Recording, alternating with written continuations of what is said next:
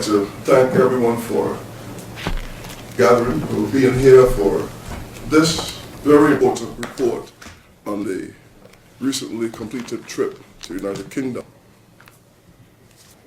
I am happy again to be part of a very well-led team, a team that each of the members were able to participate and contribute in ways that could only be impressive to the entire territory. But the question remains that we had a storm on September 6, 2017, and our heart and our prayers goes out to the people in the Bahamas as they are in the midst of determining what is next. So too were we in September of 2017. We took fundings, as it was, from the Caribbean Development Bank to begin the rebuilding process. However, it was determined that additional fundings would be required. And on this, the government of the day made applications to the United Kingdom for loans that would assist in the recovery. In doing this, there were some specific conditions, because it would have seemed that the recovery or investments for the recovery would not have been gained through grants from the United Kingdom. I have mentioned on many occasions that in the United States Virgin Islands, for instance, over $2 billion were made available in grants. For Dutch St. Martin, hundreds of millions of dollars were made available in grants from the Netherlands. In French St. Martin, hundreds of millions of dollars were made available in grants to French St. Martin by the French. We were offered a guarantee to raise over £300 million in loans. But attached to this guarantee were, as we have explained, over 30 conditions. The question remains, well, why the imposition of the conditions that we have? Well, let's go back to 23rd April 2017. We had signed, 2012. We had signed a protocol, 2012, April 23rd, 2012. We had signed a document, Protocol for Effective Financial Management. It directed how projects over a certain percent of the budget would be sourced, procured, analyzed, implemented. It also gave us some ratios, debt ratios, what our net debt position could be, what our repayment amounts could be, and what our savings must be. It indicated that if, for any reason, we were unable to meet all of these directives by December of 2015, we would be looked at in terms of some specific additional conditions which would be placed. A number of projects, first of all, the 5% threshold for projects would be moved to 4%. Any additional borrowings or projects would have to be first approved by the Foreign and Commonwealth Office. It also stated that in section 22 of the document, that the United Kingdom had special responsibility to administer each of the conditions and guidelines in the protocol. safe enough to say both parties had failed in meeting the obligations of the protocol for effective financial management. So it was that when we were called upon to give the guarantees, most of the conditions set out in the high-level framework for UK support to BVI recovery were captured in this high-level framework. So under the concept of good governance, it made reference to the fact that we must rehire the Auditor General on a permanent basis. We must complete all of the accounts that were outstanding at the time, must be brought up to date. It says that any cash flow situations would have to be brought up to place. So we have indicated that of the 28 or 30 criterias or conditions set for this guarantee were issues that we could well conclude were of our own making. They should not have been, because if the accounts were in place, if the cash flow statements were creditable, or basically being back-checked, because we don't want to pass aspersions on anyone. But the fact is that they were included in the high-level framework, which forms part of the 30 conditions to which the guarantee could be sourced. In doing this, we have highlighted that there are some areas of concerns that we have. One of the criteria was the immediate establishment of an independent recovery agency delivery structure, which will be the sole structure for investment in recovery, irrespective of whether the investment is guaranteed by the UK or not. This led to the formation in 2018 of the Virgin Islands Recovery and Development Agency Act of 2018. And in section 15 of that act, it speaks of all funds that are received. All funds, well, I like to read it verbatim because it is important that we get this part of it. It says that the government shall establish a trust to be known as the Virgin Islands Recovery Trust for the purpose of receiving all contributions from diverse sources for the recovery and development efforts pursuant to the plan. We have looked at, and we will continue to look at, the fine work that were included in the plan. A lot of work went into the plan.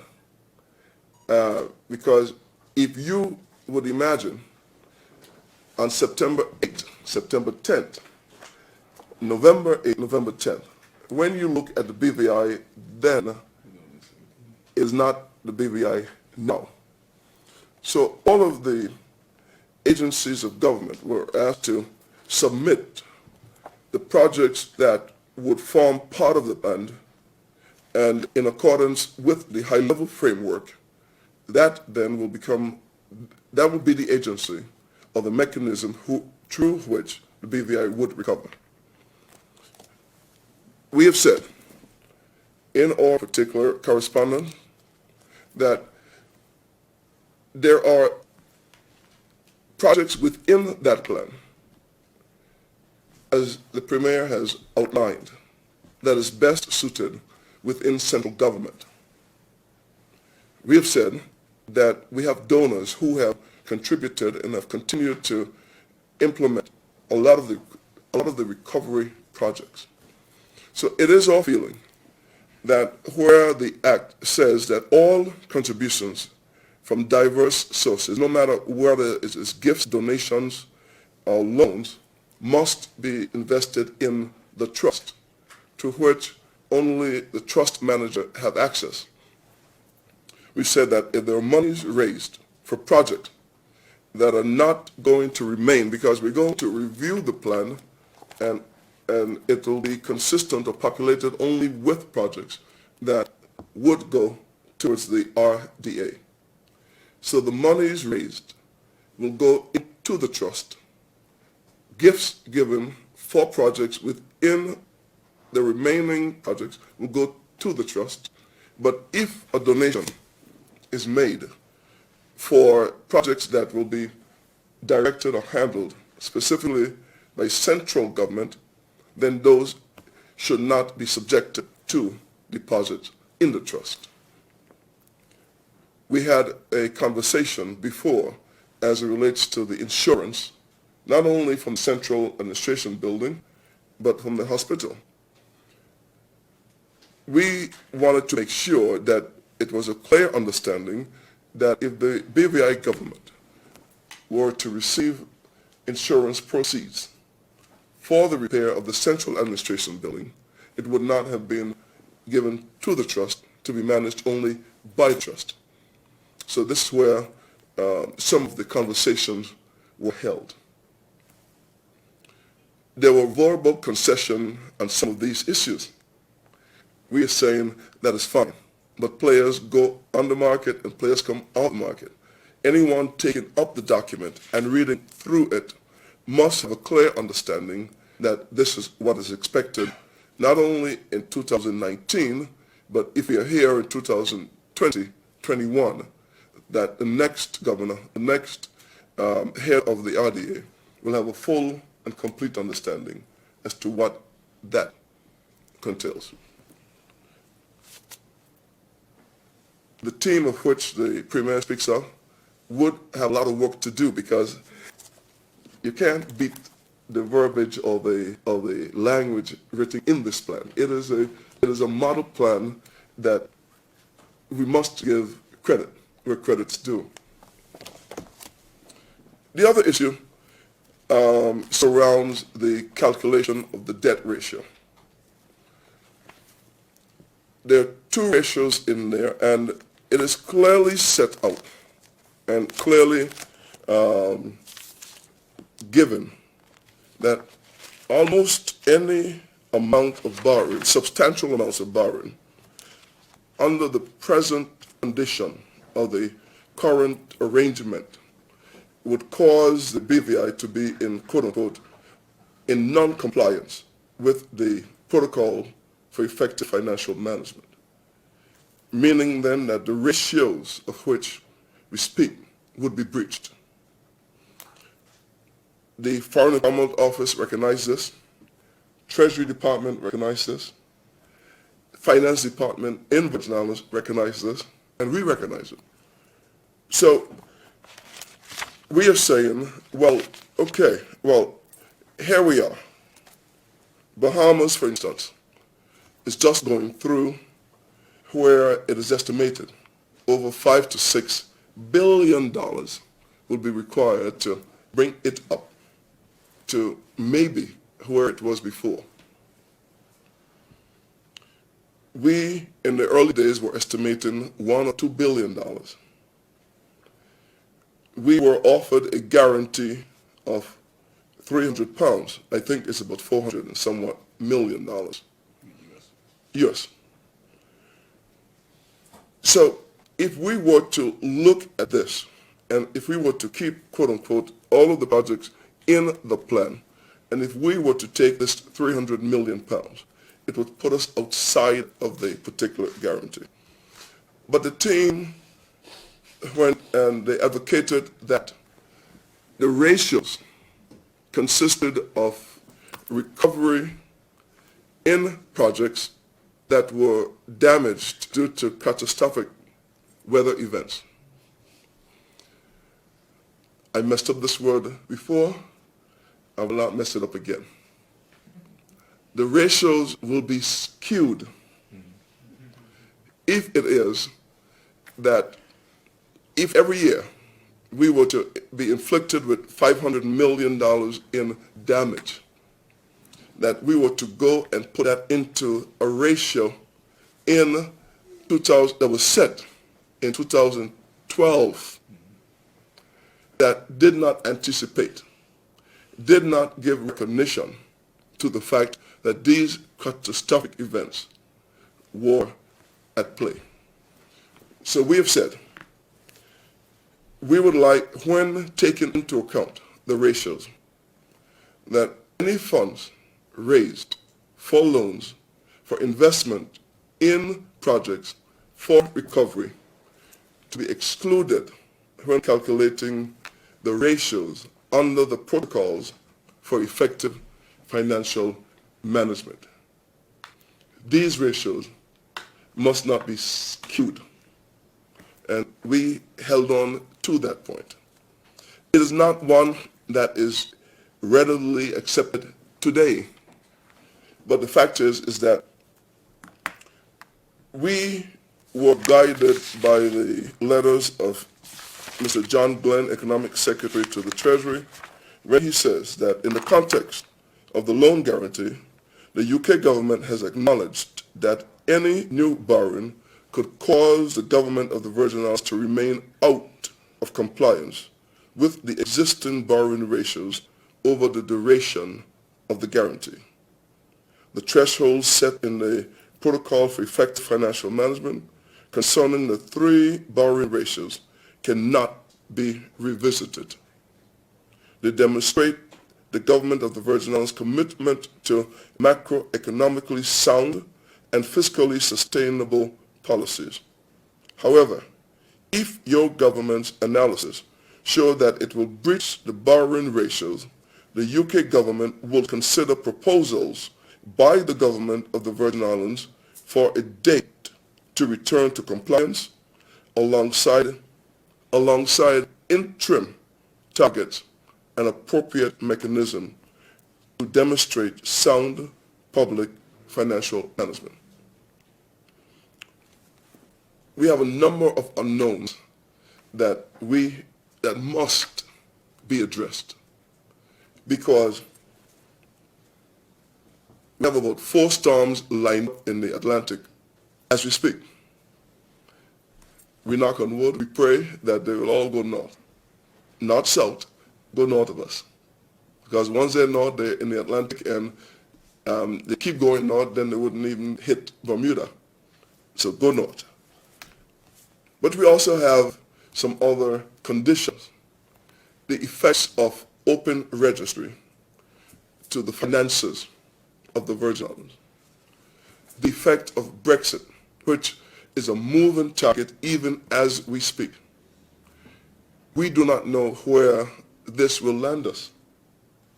So we have to look at economic substance and see what effect that would bring, because all of the ratios are tied into how well the economy is moving, your ability to repay. And if we are going to be put in these particular situation going into it, then at minimum we need to know what are the interim targets, appropriate mechanisms that are envisioned.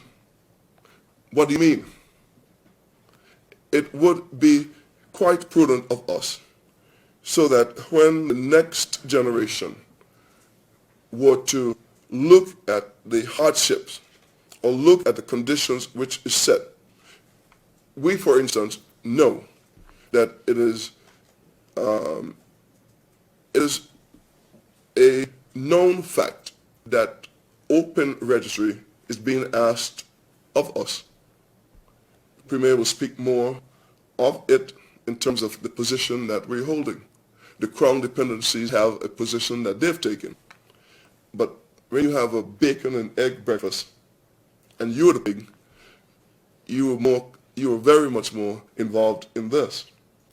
The job, of course, is to switch and prove to everyone that lunch with chicken and chips is better, so that we can then move this along. So at the end of the day, we have to make sure that we understand what will be the effects of all of these. You're making me laugh. What will be the effects of all of these conditions that are unknown to us, unknown to the UK, unknown to the people of the Virgin Islands, unknown to the world. So we want to look in terms of some common set of factors, i.e., taking out the investment. If we want to invest in airport expansion, in particular energy-saving factors, these are developmental projects of which we would have factored into the ratios because these are not recovery only from catastrophic events. It would say that if we're going to rebuild our home, if we're going to rebuild the central administration building, it is wise to improve and be more resilient in it. So that there crosses the line between further development and simply recovering, because we don't want to build it back at the same strength that took it out. We want to be more resilient in that effect. So the resiliency that we speak of, look in terms of how strong do we rebuild versus number one, looking at all of the electrical lines being placed underground, more energy-saving measures, all of that we have to take into account when we do this. So to make a very difficult and long story and a long journey that we had, we are saying, let us look at the way in which the ratios are calculated. Let us look at the monies that will go into the trust. Let us look and satisfying the particular access to the trust, not for government funding, but Caribbean Development Bank, AIB, and the other banks. They also have conditions, and if you do not meet them, you cannot spend their money willy-nilly. You have to then return the monies. But if there are no mechanisms to go into the trust, to bring it back into central government, then we are at an impasse in terms of what it is that, how we can get these monies. So this is why, and the only reason, we were asking for the financial secretary to be able to go into the trust to retrieve any monies that for some reason we have an impasse as it relates to the lending institutions, how this money will be spent. There are three of the areas. I think we've covered most of them. And I know you're anxious for some questions that no doubt you have. But that is the core of our conversation. Must we recover? Yes. Would we need loan proceeds or grants? Yes. Would the guarantee be a good thing if these conditions are met or negotiated? Yes. Would the guarantee be good if they're not met? No. So at the end of the day, the people of the Virgin Islands must have all of the facts. The Premier spoke of the benefit that we want to make sure accrue to our people. But we will make sure that happens. But before it can happen, we also have to make sure that we do not leave ourselves wide open, and then when the consequences of the mere signature comes to play, we then go back, like we all do, because we don't read the insurance, policy until a disaster happens. Then we go in to see, well, what is our deductible? Was it China covered? Was the TV covered? And I'm missing my jewelry. Was that covered? We have a chance to look at it properly, and we want to. Thank you very much.